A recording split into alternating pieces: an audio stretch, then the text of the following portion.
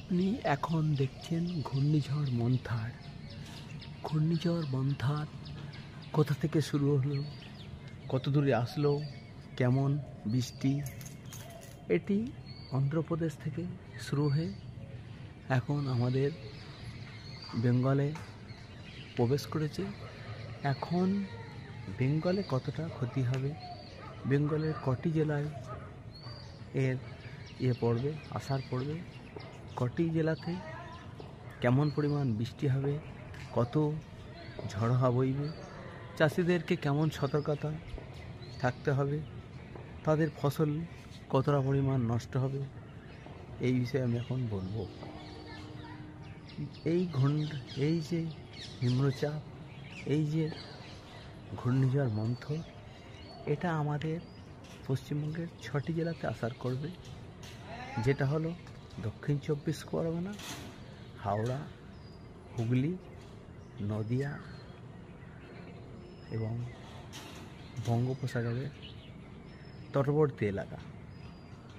এখন তো বর্ষার নিম্নচাপের কারণে এক্ষেত্রে চাষিদেরকে বলা হয়েছে তারা তাদের যে সবজি, সেখান থেকে কিছু তাদের যে ফসল যাতে নষ্ট না হয়, সে কারণে তাদেরকে সজাগ থাকতে হবে।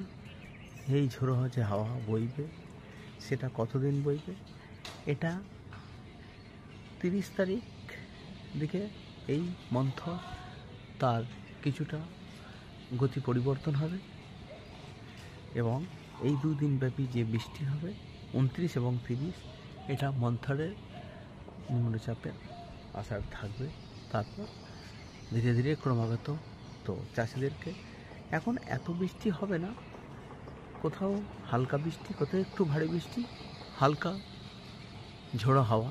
এই মন্থর, এই নিম্নচাপ হঠাৎ এই বঙ্গোপসাগর থেকে শুরু হয়ে সমুদ্র তটবর্তী এলাকাতে এরা আসার করে। এবারের যে এটা নাম, সেটা হচ্ছে ঘূর্ণিঝড় মন্থর।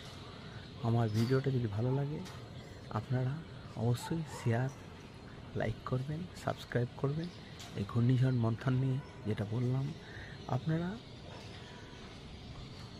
অবশ্যই ঘূর্ণিঝড় কিংবা যে এই যে বঙ্গোপসাগর থেকে শুরু হওয়া যে মন্থর ঘূর্ণিঝড়, যে নিম্নচাপ, এটা থেকে আমাদের অবশ্যই সজাগ থাকতে হবে।